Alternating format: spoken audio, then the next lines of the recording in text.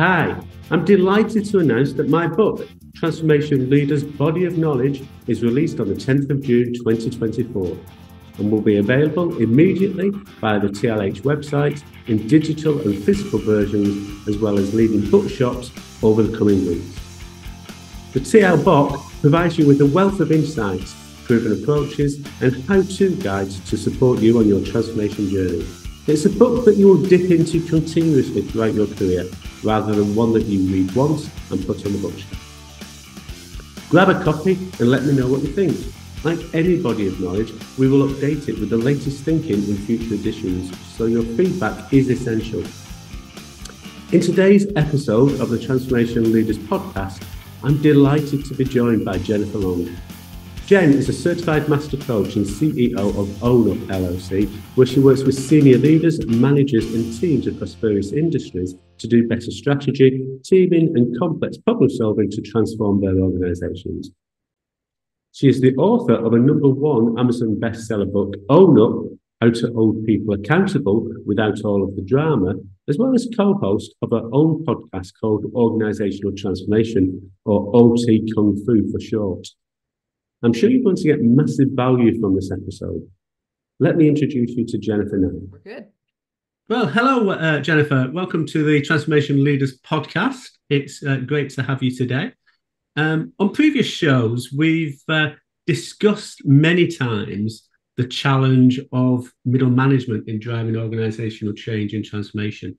So I'm really looking forward to exploring this a little bit further, and your approach and philosophy that we spoke about a couple of weeks ago when we had the pre-call. So, but before we get into that detail, tell me a little bit about yourself, your background and how you got into change and transformation in the first place. How I got into change and transformation. So I am second generation in a training and development business. I followed my mother's footsteps, worked with her for, she started the business in the 80s. And we worked together. I used to do all the research and development for her in terms of training and development programs and leadership development programs that we would run.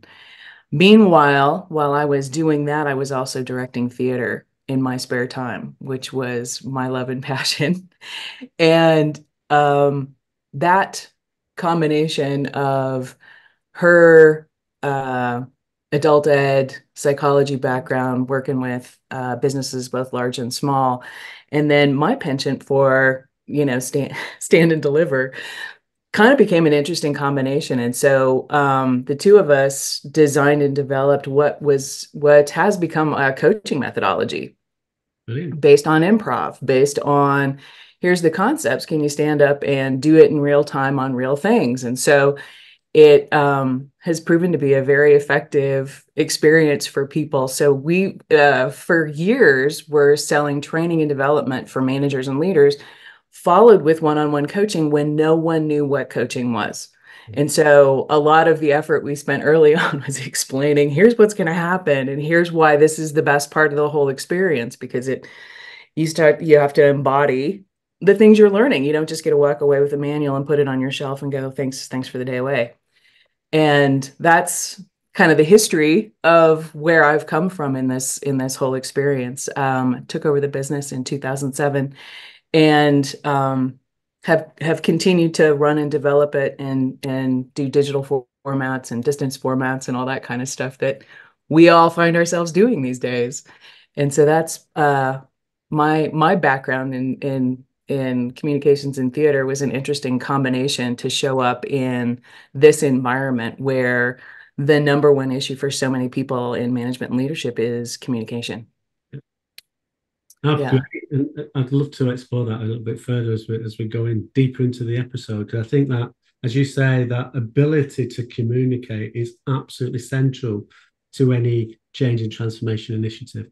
But again, before we go into the detail, the first question on every episode has been, how do you define transformation? Transformation, right, it's more than change, because change is just different. But transformation is radically different. And so the metaphor, because I'm visual, is it's very much Kafkaesque in a way. It's how do you go from the caterpillar to the butterfly? Mhm. How do you become very, very different? And I feel transformation is not just doing things different, it's seeing things different. And so it's a fundamental shift in your perspective, your mindset, and paradigm shift in your belief system, right? What was true is no longer true. And I think that is what defines transformation. Brilliant, and I concur with most of what you just said. I use the same examples that you've just said there as well. So thank you for that. So you Yeah. talk about sort of cultivating leaders who actually lead from anywhere, who articulate and communicate vision and strategy, who can effectively collaborate for the greater good. Tell me more. Well, the philosophy of leadership we espouse is leadership is taken, it's not given, and it's not title. It's when you can see it, right? And you can see a better way, you can see the next iteration, you can find your way through the complex problem in a way. Doesn't matter where you are. How do you put yourself out there? How do you rally people behind you? Because I love the idea of um, the only thing that all leaders really have in common is people are behind them.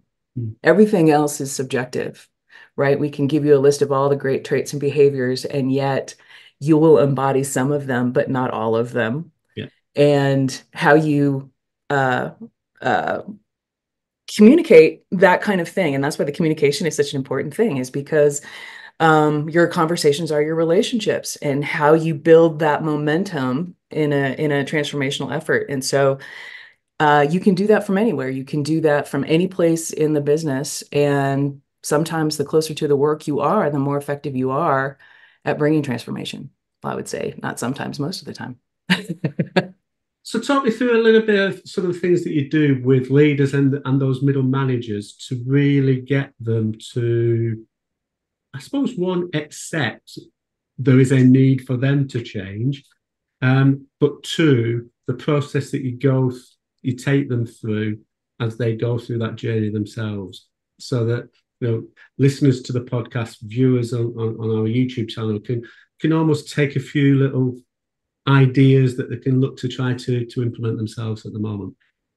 I work with a transformation model that it starts well because what the arc is, right, lead self, lead others, lead the organization, right? And that's not a new framework per se, but it's understanding that lead self is the transformation within, right? That is what how are you going to start to see the world differently? And so taking leaders deep into themselves to begin with. Mhm. How do you see it? Who are you in this context? How do you see and getting people to deal with their unknowns, right? What's your sense of the next? And I think this is where a lot of leaders will find I, I'm not ready to lead because I haven't really thought in that. And whereas others are, I can see where we need to be. I can see where we need to go. So that identifying your own sense of what are the issues we're facing as an organization? How do I see us working through there? What am I connecting to? And so we do a lot of self-assessments in different contexts. So just, kind of your big five assessment, who are you and what do you know about you? How do you think? And apply yourself and how are you motivated? But also, we look at learning agility. Can you learn, unlearn, and relearn? Can you show up different in different contexts? Because that seems to be a really good indicator of people who are willing to release the past and to embrace what's going to make sense, right? What are we willing to do to move into a different context? And that whole sense of discovery and working with a coach on that and what is that going to mean around what you're doing and how are you showing up differently for your team really works the mindset on and you've got to do that in alignment with an organization to say, you're asking for transformation. So when they start showing up different, listen to them. Right? Because that's part of the dynamic, and we can talk about that in a minute. But so that's the first piece of it. The second piece is as you change and as you start to see the world differently, how does that change your relationships? How does that change how you work together with someone? And so we do a whole lot of work and learning and development around relationship dynamic, stakeholder mapping. What are the conditions of your relationship and what are you doing? And how is that changing? Right. So if you're different and you see it different, how does that impact how you influence the people that you actually, your key relationships in the organization? Because as that shifts, so does the organization. So that leads you into the third part where you start to really look at the organizational processes and systems and how you guys work together. And as you see it differently, how are you working together to shift a process or to stop doing things that don't make sense or whatever those targets are for the organization. And it's one relationship at a time. It's one price, but it all, while it goes in this self, others, organization flow, all of it happens together. You can't not be different and it doesn't affect. I mean, it just kind of all, but they learn it in that sequence because it seems to make sense. And so we focus on what are you doing, right? So the coaching is a big part of what's happening in between the time you start to discover, to stand outside your relationships, because so many people don't, right? Your conversations are your relationships, and how are those changing for you? And are you creating enough space to really renegotiate how it all goes down between you? And they always want to go to the problem solving and not talk about, but we need to do this different. Yeah.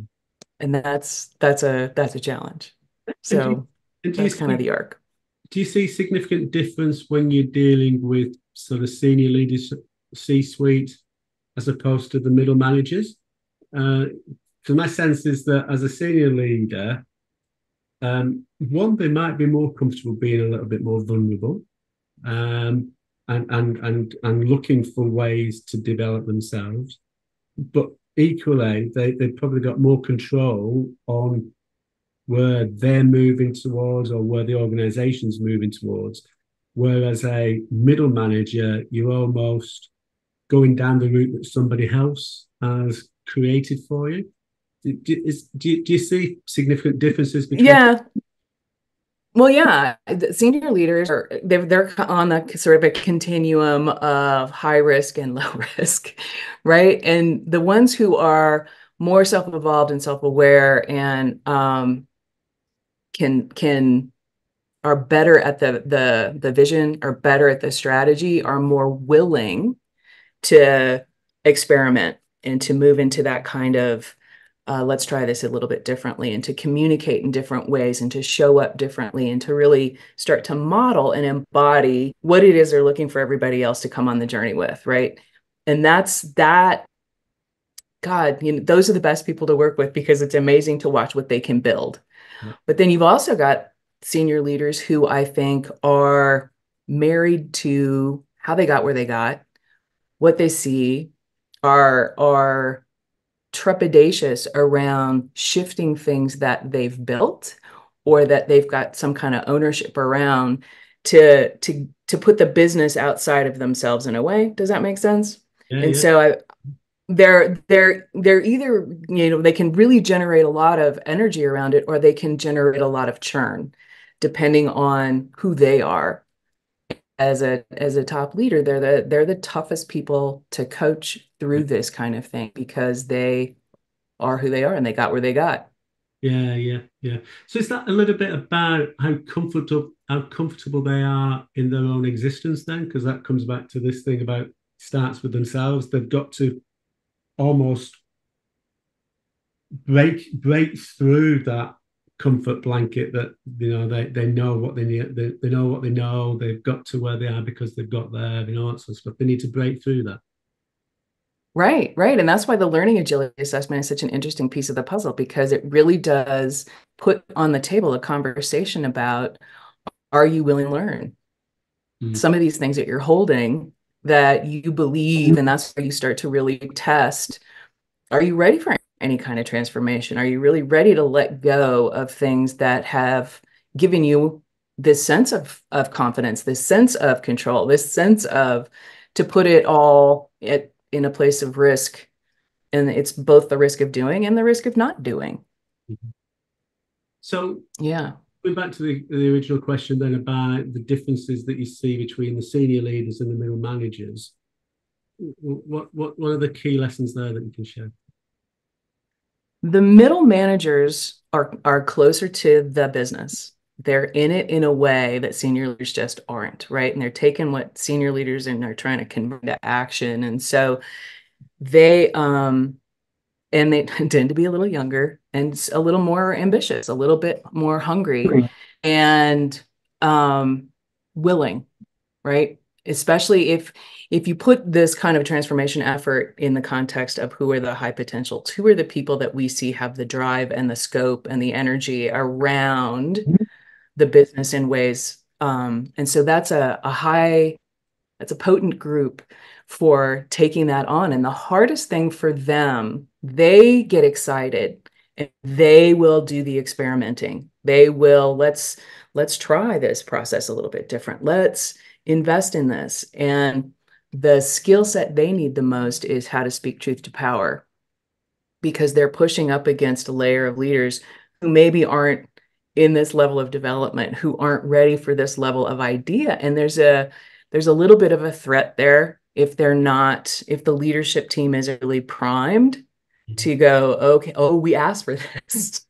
Oh, right. And to embrace it. And so it's an interesting, can lose all its momentum in a meeting, right? Where people are like, oh, well, this isn't what they really want. And that's a hard thing for organizations to really get their heads around, because if they always want to, you people need to change is very standard thinking of we need transformation, but you're the ones who are going to go do it. We're leading it. And they don't realize, no, you have to think differently as well. Yeah, absolutely. I think I've been in situations personally where, you try to build that environment where you are encouraging people to take the initiative, to move things forward, to identify the challenges and talk openly about them.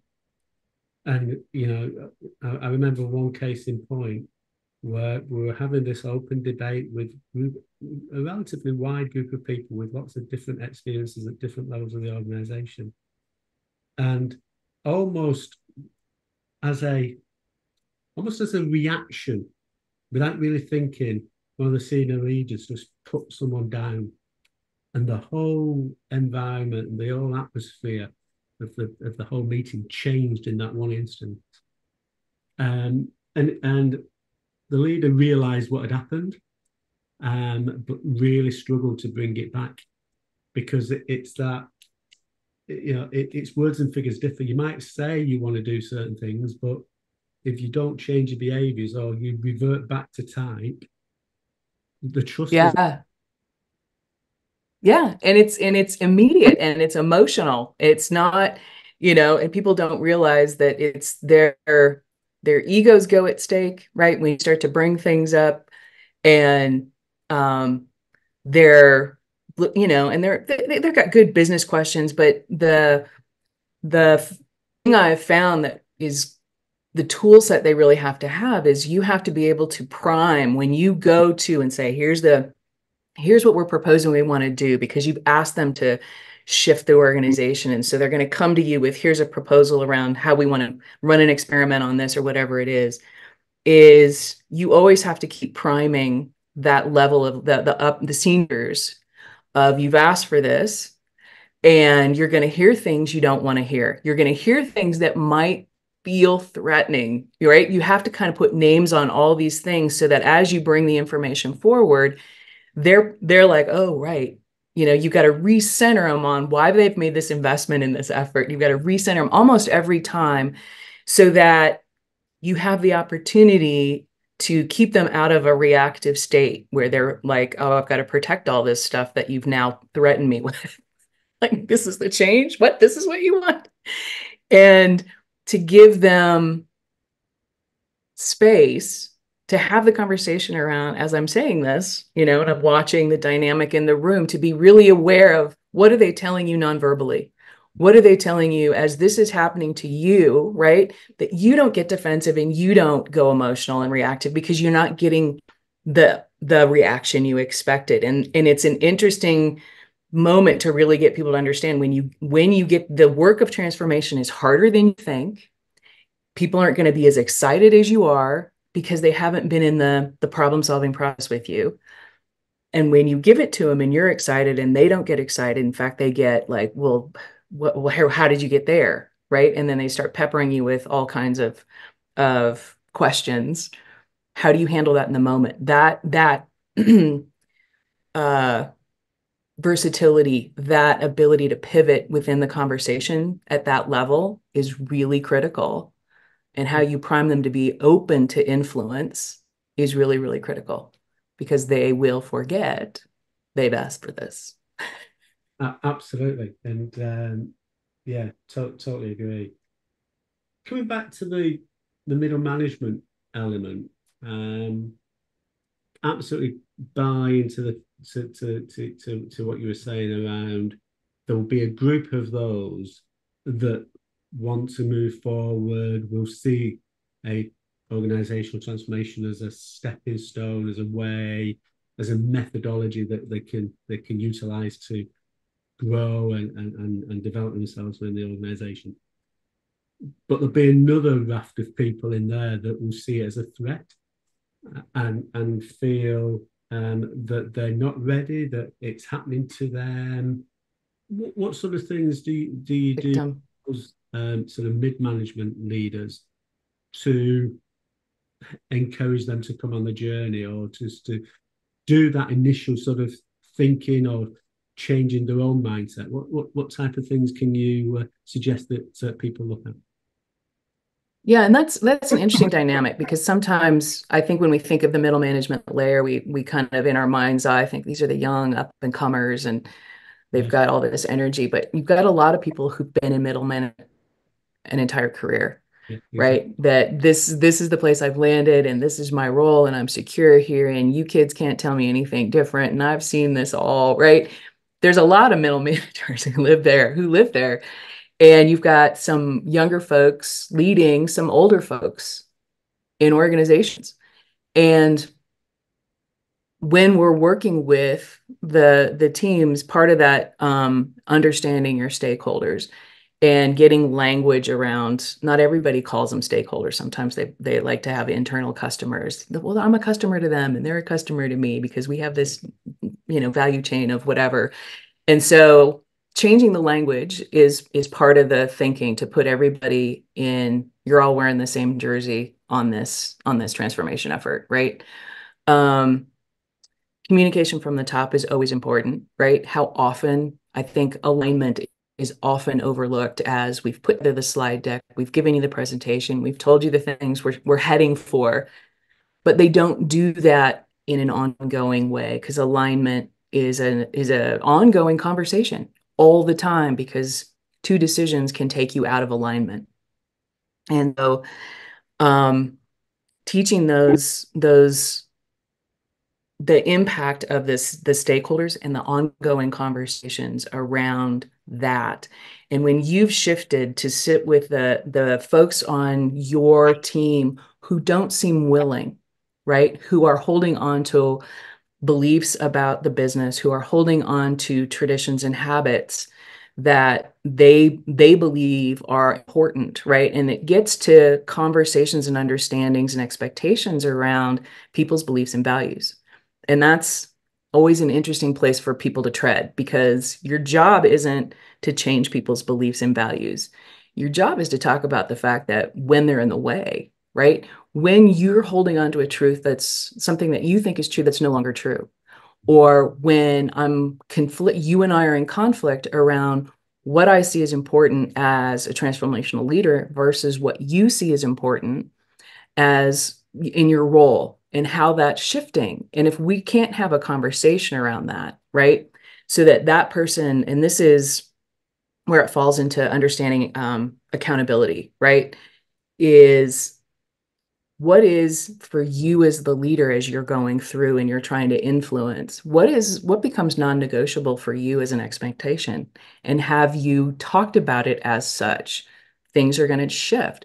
What we saw as important in last year is going to shift for the next 12 to 18 months because we're focused here. That's what this means. And to have the conversation around what does that bring up for you? Because I think the resistance is about fear. The resistance is about what am I standing to lose? Do I see my role shifting in a way that makes me uncomfortable? Because the idea of having to grow, having to learn when I've been in my role 25 years and I'm 2 years from retiring, and for to have the conversation that says, it's not okay with me for you to be retired in place. And it's we're moving, and how long do you want to camp on ideas that just aren't true anymore? Yeah. And those are hard conversations to have, but that's part of the strategy, and people have to get good at doing that one-on-one when they see it. Is your team willing, and is everyone willing, or are they not willing? And if they're not willing, what are you talking about? And again, coming back to watching, observing, isn't it? And looking for those non-verbal clues as well. Mm-hmm. I know we're probably going off a little bit of a tangent, and I'm probably going to call this wrong now, but there's a term, and it might just be a UK term, but about silent leavers. So Mm-hmm. in organisations that have actually mentally left the building, but they're still taking a salary, they're still turning up to work, and you've got to Right. observe those quickly, doesn't it? And I think there'll be people within that middle management layer that are silent leavers. They're not necessarily going to come on that journey with you, but you've got to go through the process that you've just described. But first and foremost, you've got to identify them and engage with them, don't you? Because some of them will flip and will get motivated and come with you. Right. And others, it's absolutely fine. This isn't. It's absolutely fine. Right. If you don't want to do this, if you're at a place where this just doesn't interest you anymore, if you're not willing to come with, what are you willing to do to move on?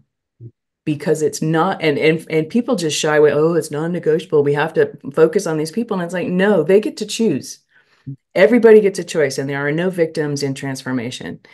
And once you understand what the company wants to do and what they're asking of you and what that might mean for you, you can either get on board or you can choose not to. You always have the choice. And I think, and this is always the hard thing when I teach people how to hold people accountable, is they always have the choice. And ideally, if you're really good at accountability, you're in a place of creating clarity for people. And the clarity around what's negotiable, what's non-negotiable, where we are, what the expectations are now based on where we're heading. And do you still fit? And if you don't feel like you fit, that's okay. Yeah, There's other places you're going to fit. You just need to go figure out where they are. absolutely, And absolutely. that's that. It feels uncomfortable, but I think once people, my favorite saying is, if you can name it, you can own it. And if you own it, you can change it. And it's getting people, it's putting names on things. I see you resistant to this. Talk to me about that. I see you nodding your head in the meeting and then doing something completely different. Tell me what's going on for you, right?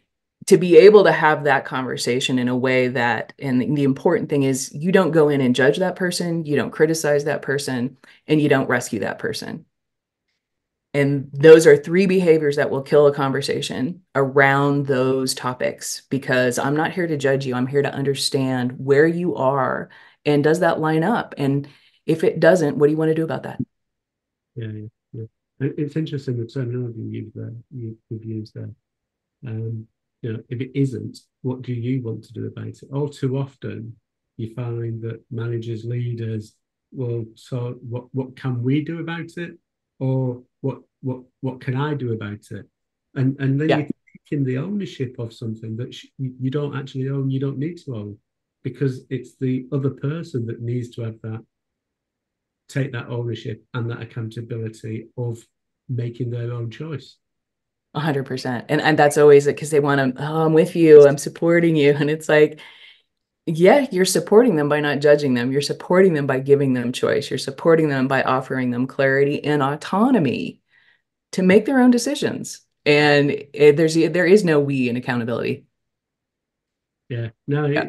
it's great. I totally agree. I think it is this sort of this belief that to be a good manager, to be a good leader, you've almost got to bring people into almost like a, I don't know what the terminology is, but be friendly with them. And you don't. You just need to be professional with them and not judge them, not sort of direct them, but give them the space for them to flourish, thrive, Yeah. or actually decide it's not for them. Yeah. It's counterintuitive in a way because you're really giving them full decision making around where they are on something.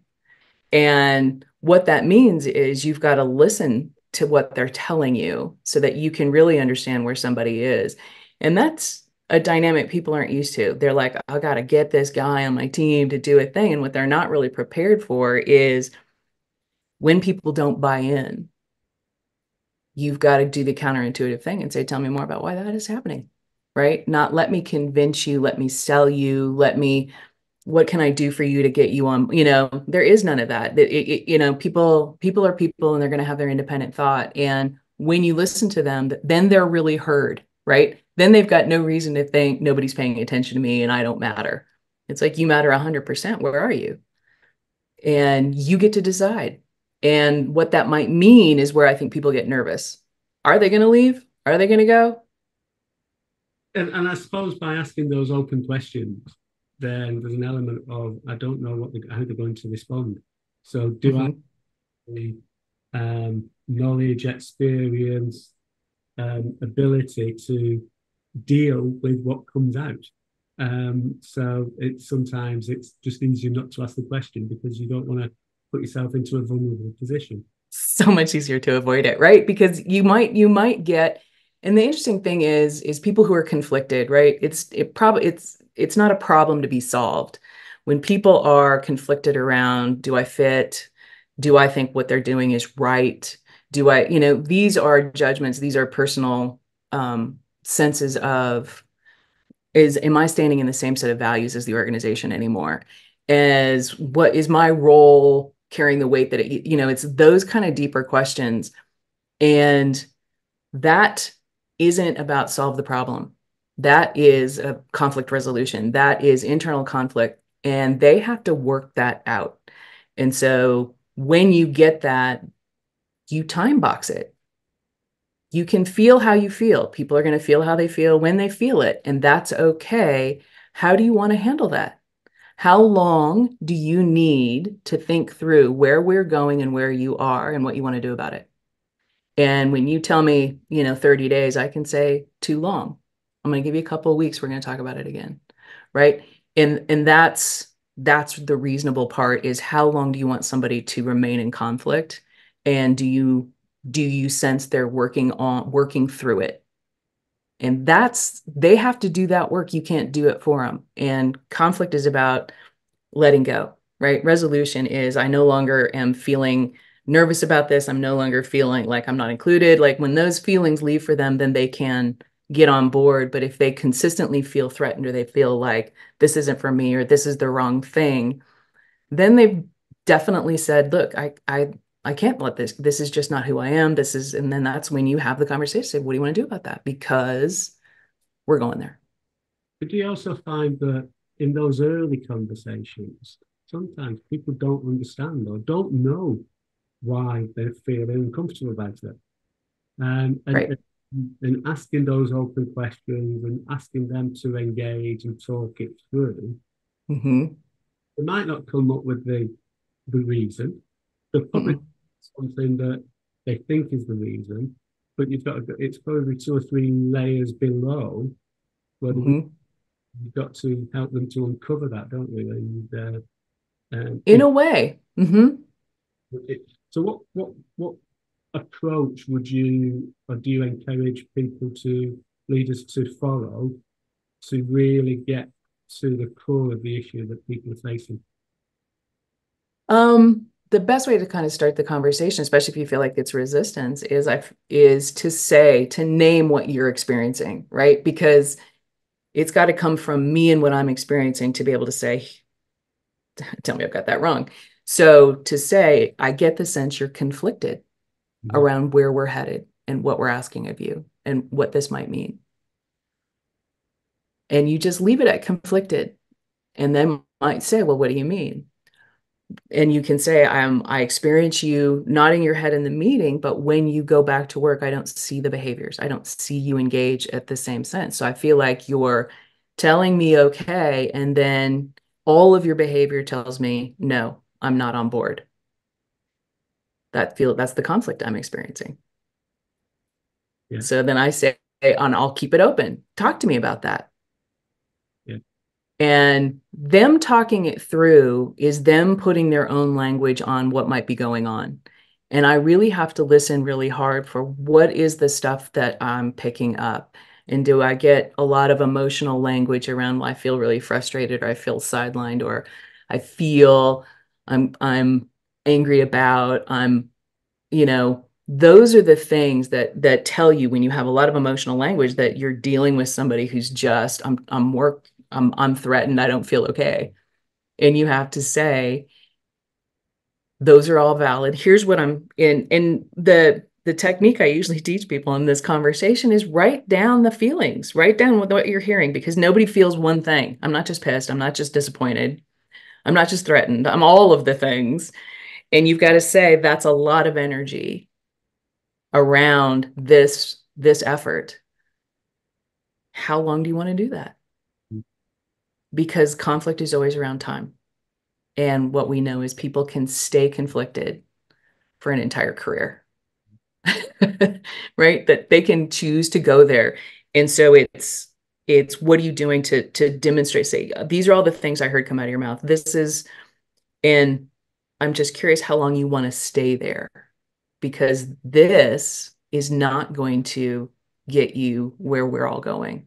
This is a lot of energy in a place that's not going to add value long term. How long do you want to do that? And how are you going to work on that? And so what I never do is say, oh, how can I can't do anything with that. They've got to do it. But I think that it is those sort of questions, isn't it, about not taking ownership of anything that they're saying, just keep pushing it back, and asking, what are they going to do, how long do they need, what, and presumably, if it continues, what's the potential consequences, and getting them to start to see beyond Yeah, now. right. Continue making choices based on this. You're going to make yourself really, you're going to compromise your situation even worse.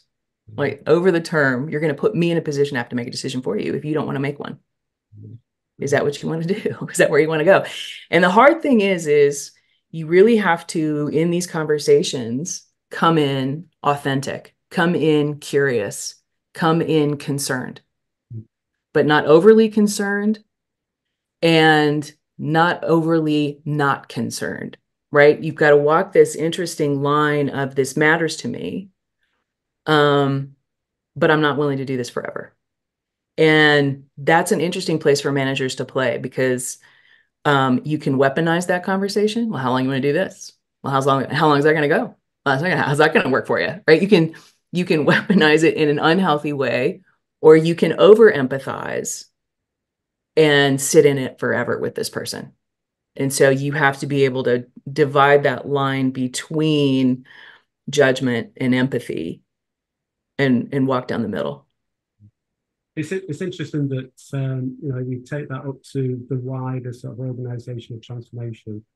It's some of the organizations I've worked with are sort of like 20, 30,000 people. And I'm sure as people saying to their podcast app now, saying that, yeah, but we can't do that for everybody in the 30,000 person organization. But it's my response to that is, as a leadership team, the bigger sort of wider leadership team, all the way down to sort of first line managers, it's getting that approach as into the psyche of the management, so that whichever layer they are, if one of their team members is feeling uncomfortable or Mhm. feeling that they've been left behind, or all the things we just spoke about, this is how we want you to deal with it. And it's that Right. framework in place, isn't it? It's the key. Right. And you focus your energy as a leader on the people who are already there and you reinforce what they're doing. You talk to the people who are in that, if we're going along okay, but you don't spend a lot of time on the people who aren't there. You have the conversation, but you don't overly, because that you can leverage the whole tipping point energy. You can leverage the whole, because it's not just, yes, you must have the conversation. You need to know who your resistors are and have a conversation and create the clarity of what's happening so that they understand this isn't a waiting game and it's not negotiable. It's not something and I see that you're there, but I'm not going to spend an overly exorbitant amount of time and effort with you. I'm going to really focus on the people who are moving the ball in the right direction, because that momentum and that level of peer pressure that will then ensue will also lean into that resistor, and they will start to recognize I don't fit with my team anymore, and I am putting myself on the outside in a way that compounds my discomfort. And that might be the thing where I'm like, well, this isn't working, and then I let go, right? And if I'm going to stand that ground, then yeah, you're going to be the target of what are you doing to move on. Yeah, and if you do spend too much time with the people that are the detractors or the people that are uncertain, then it can be counterintuitive and counterproductive, because it's almost that the whole energy goes down to the lowest common denominator. So Right. people that are really motivated and want to move forward will get really frustrated that we're not making the progress because we're waiting for these people to jump on the coat with us. Right. Right. And you have to be really, really clear with your and that's sometimes a hard thing. It's great for managers who are super results oriented. They're like, I don't have time for those people anyway. But the empathizers, right? They want to, oh, and you really have to help them help themselves and say, it's not your decision to make. You need to get clear with them where they are, and then let them decide if they're in or they're out. And if they're out, let's talk about what the steps are to deal with that. No, the analogy I use a lot is that we're at the train station. The train's about to leave the platform. It's now or never, but the train's leaving, and Yeah, I'm not going to stand here and hold the door open for you. but we're about to leave. Yeah. And Yeah.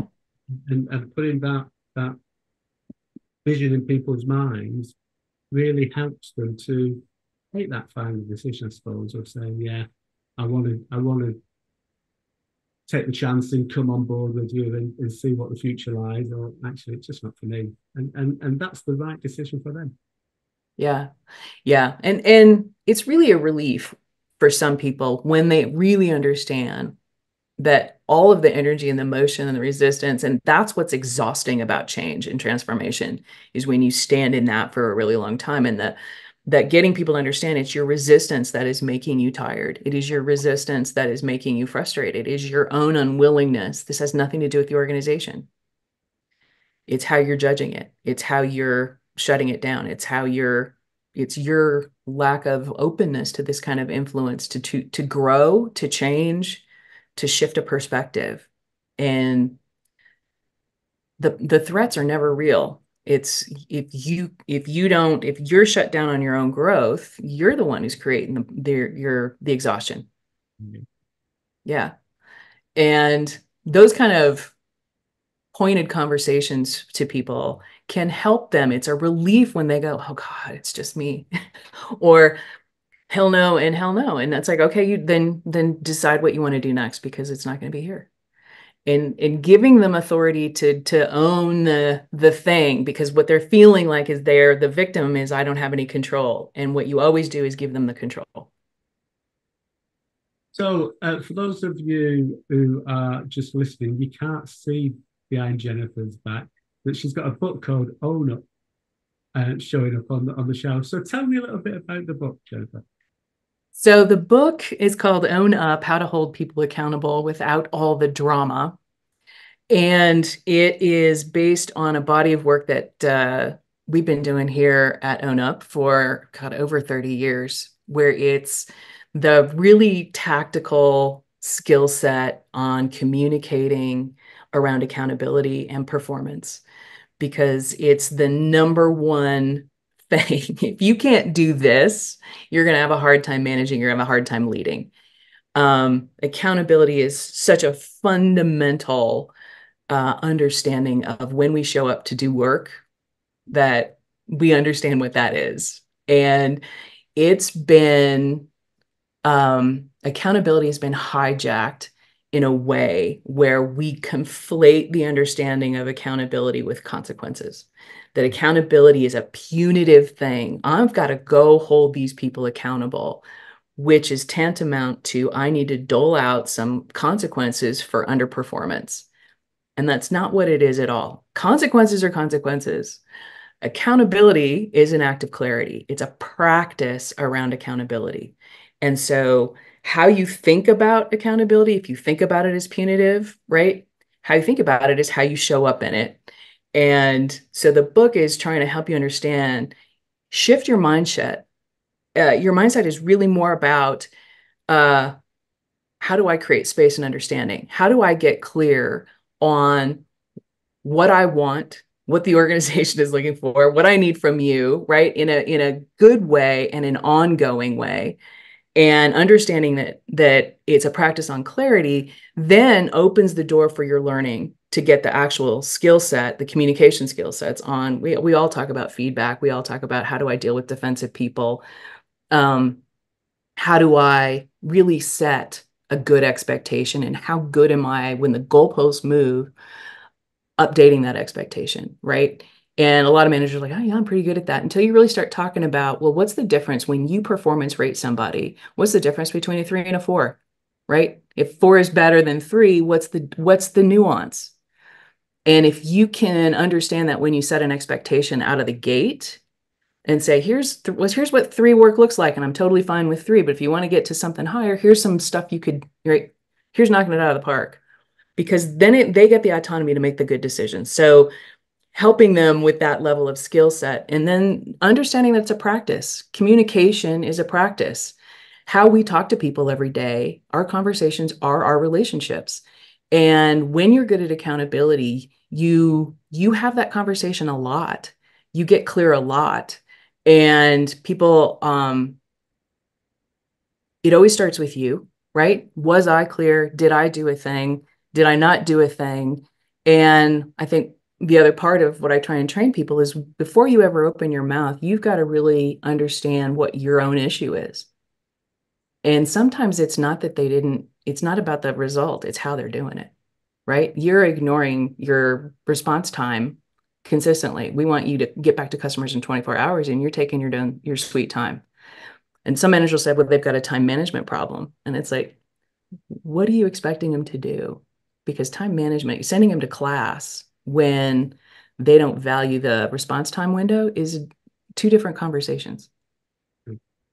And so that's what the book is trying to help shift the perspective on accountability, so that managers will actually, and leaders will, look, it's a good thing, and clear is kind, unclear is unkind. And if you can stay clear and get clear and have those conversations on a regular basis, your engagement, your trust, all that stuff goes up. Brilliant. Well, I was going to ask you the question that we tend to ask for everyone on these podcasts. What are your non-negotiables? But I think you answered it before I asked you the question there. They're really, really well pulled together. Fantastic. Yes. Thank you very much. That was a really, really interesting conversation. I can't believe that it's been 50 odd minutes now. So just flown fast. Yes, it's been such a joy. Thank you so much for taking the time, for letting me tell you all about it. Jennifer, what a great discussion. We covered so much, but could have carried on for a few hours, I'm sure. Thank you for listening to this podcast. We are always interested in hearing from you. What do you find useful from this pod? What do you want us to explore more in the future? Please do subscribe. It helps us to reach more people and share the experience of all my guests. And remember, to check out my new book, Transformation Leaders Body of Knowledge, available from 10th of June on the TLH website. See the link in the show notes. See you soon. Bye for now.